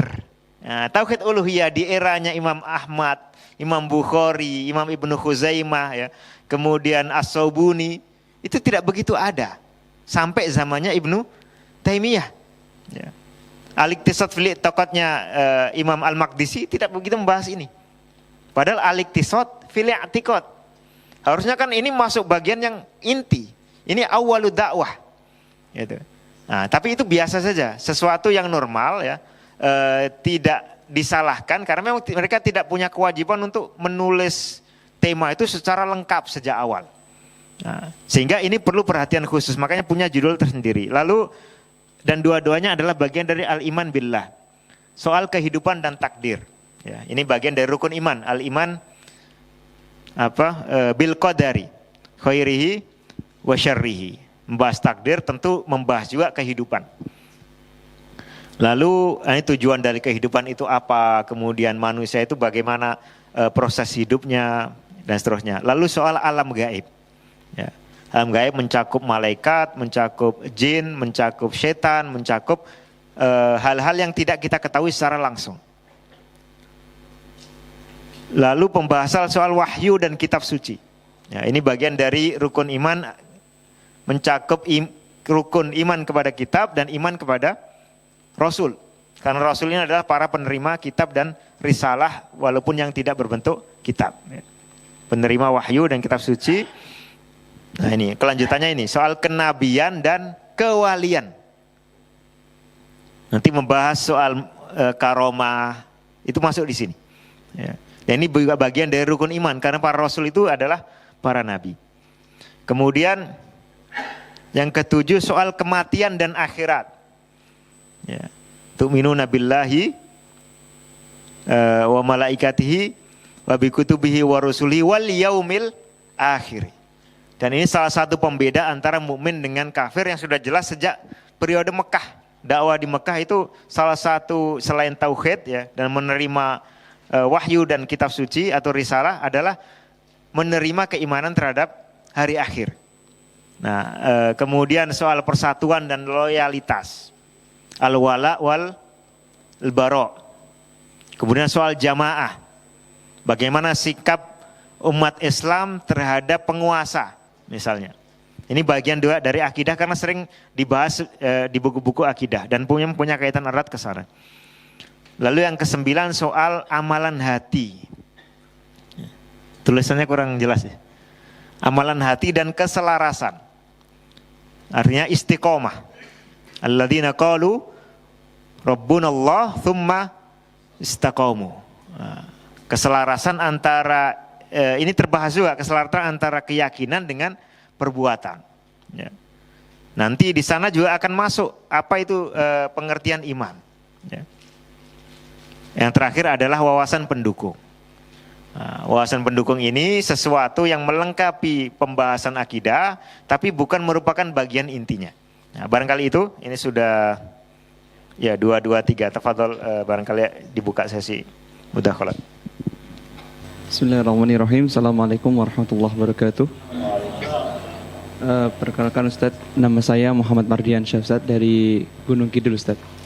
Nah, Ustadz belakangan hari ini atau mungkin itu sudah terjadi agak lama berkaitan tentang masalah akidah. Tadi sudah disebutkan the definition of the faith of belief tentang masalah akidah tersebut. Apakah ada Ustadz ikhtilaf tentang kontens atau kandungan akidah yang sudah terjadi sejak zaman dahulu? Perbedaan para ulama tentang masalah isi kandungan akidah, entah masalah pembahasan asma wa sifat atau uluhiyah atau rububiyah yang sudah terjadi sejak zaman dahulu, atau ikhtilaf iktibari atau mu'tabarah. Kalau seandainya ada, iktibar seperti apa batasannya Ustaz? Kalau seandainya ada yang disebut iktibar itu, mu'tabar itu pendapat yang boleh kita hormati itu batasannya seperti apa? Batasan waktunya itu yang disebut mu'tabarah itu kapan? Atau mungkin harus seperti mengikuti hadis khairul quruni qarni tsumma alladziina yalunahu tsumma alladziina yalunahu seperti itu, atau mungkin sampai ulama mutakallimin cukup, atau mungkin sampai tabiut tabiin. Nah, kita belum tahu definisi muktabar yang benar itu seperti apa. Karena apa? Karena ada sebagian kawan-kawan kita itu menukil seakan-akan ini pendapatnya iktibar kok, muktabar, jadi saling menghormati. Tapi ada juga yang tasyadud sekali, yang itu memang agak tidak menerima, itu bukan muktabar. Itu pendapatnya sudah sekarang-sekarang. Gitu. Bagaimana? Jazakumullah khair, Kiai Haji. Terima kasih. Ya, alhamdulillah. Jadi muktabar itu ada dua macam ya. Muktabar itu artinya kan dianggap, layak dianggap. Layak dianggap itu bukan berarti disetujui, bukan berarti ditolak, tapi layak untuk disebutkan, layak untuk dipelajari, dan layak untuk dimaklumi kalau ada perbedaan. Jadi layak dimaklumi ini artinya sahih. Ada dua. Pertama adalah berdasarkan itu ucapan siapa. Ucapan siapa. Maka rumus umumnya ya standarisasi ketika kita mengiktibarkan kaul dari sisi siapa pengucapnya ini adalah semakin ke belakang ya mendekati masa Rasulullah maka semakin muktabar. Dan karena kita bicara akidah maka biasanya standarnya adalah 3 generasi yang pertama. Itu layak kalau muncul di zaman sahabat, muncul di zaman tabi'in, muncul di zaman tabi'ut tabi'in, itu layak untuk dianggap. Bukan berarti benar, bukan berarti salah gitu. Tapi layak untuk dianggap, dibahas dan disebutkan atau diajarkan, diberitahukan. Ya. Itu biasanya. Contohnya apa?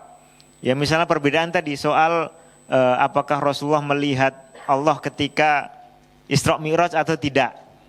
Itu kan ada perbedaan antara Sayyidah Aisyah, Ibnu Abbas atau siapa lagi? Ibnu Mas'ud kalau tidak salah. Ya. Pembahasan soal termasuk hal-hal ya yang dinisbatkan ke mereka dengan model penisbatan yang tidak bisa otomatis diragukan. Contoh apa? Tentang fana'un nar. Itu punya sekian banyak asar berasal dari Abu Sa'id Al-Khudri, dari Ibnu Mas'ud, dari Umar Ibn Khattab, ya, dari Ibnu Abbas, ya, yang tidak bisa begitu saja diabaikan. Ya, perlu disebut untuk kemudian dipelajari kira-kira mana yang benar. Ini contoh iktibar, muktabar berdasarkan sumber yang mengucapkan itu siapa. Tapi tidak cukup. Iktibar yang kedua adalah berdasarkan kekuatan dalilnya. Nah, dan ini sebetulnya intinya. Ya, kalau yang tadi itu layak disebutkan, tapi apakah layak masuk untuk dijadikan pertimbangan kepercayaan? Nah, ini bergantung pada kekuatan dalilnya. Karena banyak dulu ikhtilaf di zaman sahabat dan tabi'in yang di era berikutnya sudah tidak mukhtalaf lagi. Ya, sudah tercapai ijma, maka itu layak disebutkan sebagai sebuah sejarah, tapi tidak layak lagi disebutkan sebagai sesuatu yang dipertimbangkan untuk diterima atau tidak diterima. Bila sudah jelas bertentangan dengan ijma ulama setelahnya. Nah ini, jadi makanya dalam semua pembahasan ya, termasuk dalam akidah, bukan hanya di fikih, wilayah ijtihad itu tidak di semua persoalan agama. Wilayah ijtihad itu ada di wilayah yang tidak ada nasnya. La ijtihada ma'an nas. Jadi kalau sudah ada nas ya ini bukan wilayah ijtihad, tinggal langsung diterima. Tapi kalau tidak ada nasnya, nah disitulah ada wilayah ijtihad. Disitulah kita bisa menganggap munculnya pendapat-pendapat ya yang tidak bisa begitu saja diabaikan dan tidak bisa otomatis disalahkan karena nasnya belum jelas. Nah, nanti dikaji kemudian kalau sudah ketemu satu argumentasi yang cukup kuat, ya, seseorang bisa punya sikap menyuarakan, berdakwah ya, atau menolak, tapi dengan tetap persoalannya itu tidak dipastikan. Kenapa? Karena tidak ada nasnya. Wallahu a'lam. Pertanyaan saya terkait tauhid rububiyah ini, dari 10 pembahasan antum ini tidak dimasukkan atau diinkludkan ke pembahasan yang mana, Ustaz? Kemudian yang kedua, memang ingat banyak sekarang dari kaum muslimin yang bias terhadap konsep-konsep rububiyah. Kemudian yang kedua, pertanyaan saya, wawasan pendukung yang antum maksud di 10 pembahasan ini mencakup apa aja secara garis besar, Ustaz? Kemudian yang ketiga, disebut adanya khilaf. Saya ingin bertanya tentang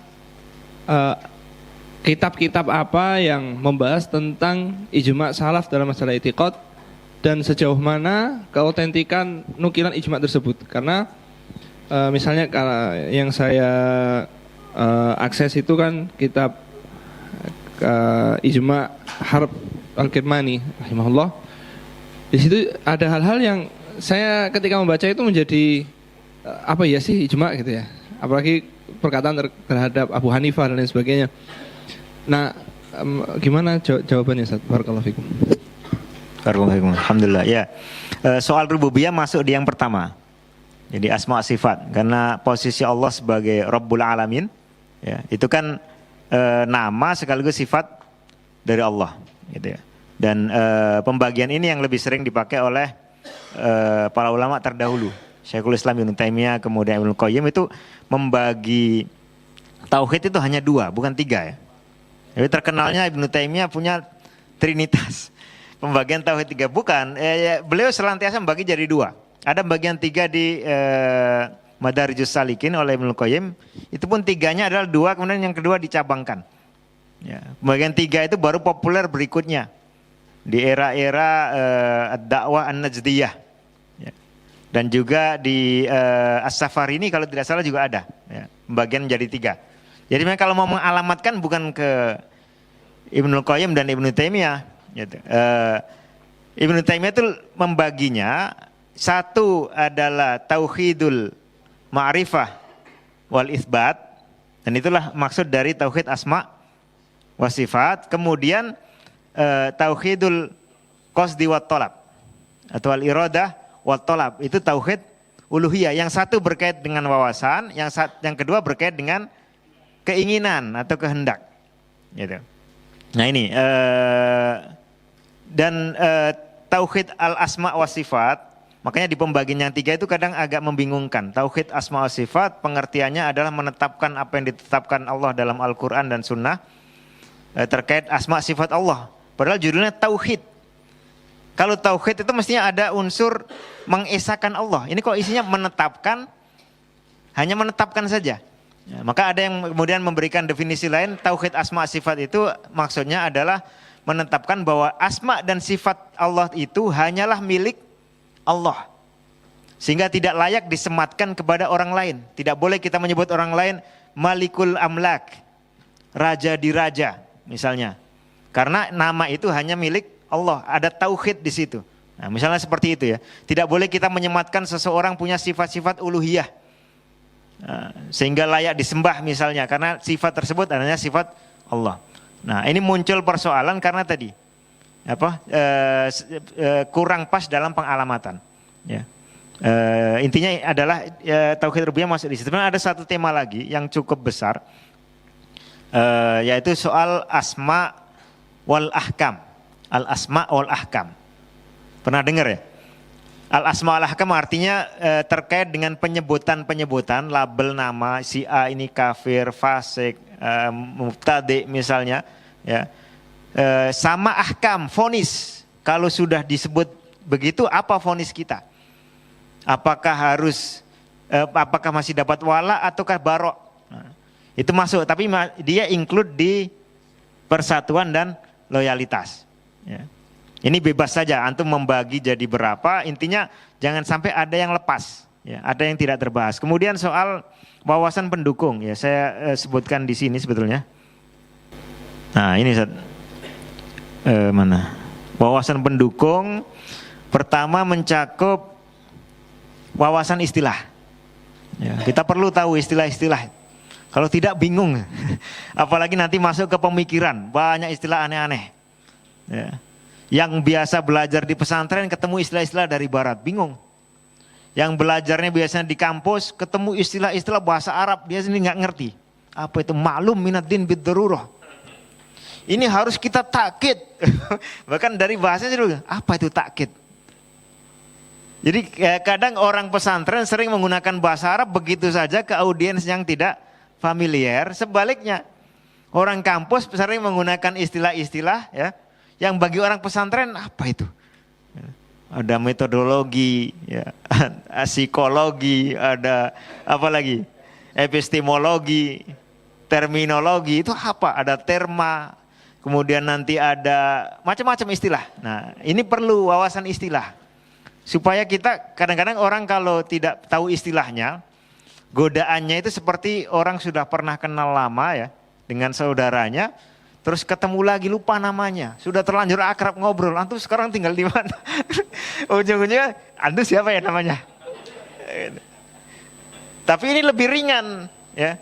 Kalau salah istilah, sudah membahas kesana kemari, ternyata dia salah paham istilah yang dibahas. Nah, maka wawasan istilah penting.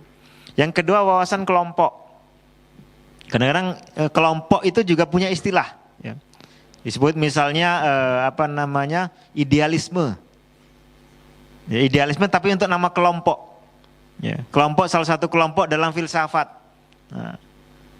Kan ini penting supaya juga kita tidak salah. Misalnya ada fatalisme.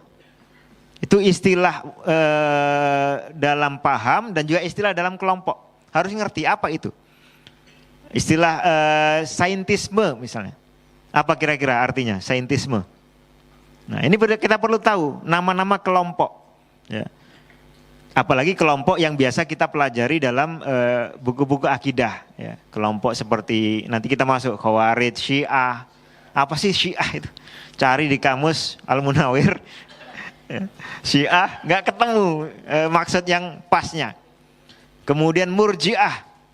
Murji'ah ini kalau orang belajar sorof kan dari isim fa'il. Arja'a yurji'u, dicari ke kamus, nggak ketemu. Karena ini tempatnya adalah di kamus a'lam atau kamus firok. Ya. Makanya wawasan kelompok penting. Kemudian wawasan referensi.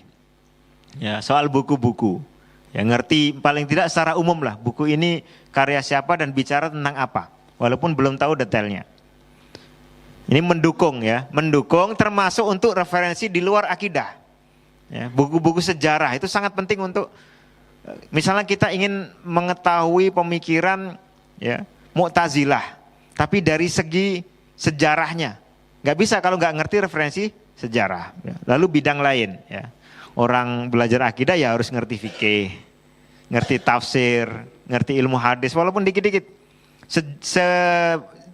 Kadar dia dapat memenuhi kebutuhan yang tergantung dengan ilmu bidang lain tersebut. Ya, mau membahas akidah yang sumbernya itu dari hadis, tidak bisa kalau tidak mengerti bagaimana cara mentahqiq hadis. Minimal dengan mengerti referensi ya, yang sudah ditulis oleh para ulama di bidang itu. Ya, sehingga tidak salah menggunakan argumen. Lalu kemudian yang terakhir, yang juga penting ya saya kira bagi ustadz-ustadz sekarang, dan di Indonesia yaitu soal isu-isu aktual. Ngerti, jangan sampai tidak ngerti sama sekali feminisme misalnya. Ya. Ada liberalisme, pluralisme, apa sih isinya? Yang dibicarakan itu apa? Moderasi beragama. Tadi ada membahas tentang buku lintas agama, fikih lintas agama. Ini sudah ada istilah fikih lintas agama. Ya. Lalu kemudian kita ngerti itu dibuat siapa, dalam rangka apa. Ya. Kalau ingin membantah, tahu bahannya dari mana. Ya, ini wawasan pendukungnya seperti itu, Ustaz ya. Barakallahu fikum. Apa tadi? Ijma. Oh, buku tentang ijma. Ya, saya tidak ingat yang pasti sekarang la yahdurul an, tapi ijma ini sering kita temukan klaim ijma itu dalam karya-karya ulama terdahulu. Ya, buku-buku matan itu sering mengatakan ini ijma. Tapi tadi betul sekali yang antum sampaikan, mentahqiqnya ini perlu. Nah, saya tidak ingat, nanti silakan asatidz yang lain menambahkan kalau yang ada. Ingat kajian yang lebih mapan, bukan sekedar buku lama ya. Kadang-kadang buku lama ini perlu kita cross check. Contoh misalnya Imam Ats-Tsauri dalam akidah beliau yang ringkas itu, beliau menyebutkan salah satu masalah yang membedakan antara ahlu sunnah dengan ahlul bid'ah itu membaca keras bismillah ataukah tidak membaca keras ketika sholat. Ya, ini kan kalau diangkat zaman sekarang, ya, menurut beliau bahwa bagian dari sunnah, minas sunnah itu adalah tidak membaca keras basmalah ketika sholat, nah, bisa repot. Terutama dengan kalangan Syafi'iyah. Ya, barakallahu fikum. Silakan kalau ada yang tahu barangkali menyebutkan referensi. Tuh, ya, Kiai, da'awal ijma'. Apa Ustaz? Da'awal ijma' indal mutakallimin fi usuluddin. Karya siapa? Ada Mu'asir sih, Syekh Yasir. Itu khusus yang diklaim oleh mutakallimin ya? Ya. Oh ya. Ya, ini insya Allah yang ada itu biasanya buku-buku Mu'asirin. Karena dia yang meng-cross check ulang dengan yang sebelumnya ya. Ada buku yang mengumpulkan ijma' yang diklaim oleh Syekhul Islam misalnya. Itu juga dikumpulkan, kemudian di bawahnya itu kadang-kadang ada kajiannya. Barakallahu fikum. Baik, kita mungkin lanjut ke sesi kedua gitu ya. Kiai atau usulan. Ya. Kalau bisa kita bahas kuis tadi gimana? Oh, ini untuk besok. Untuk besok. Untuk malam ini. Sama diri ya. Masalah isinya. Terima kasih banyak para ustadz sekalian.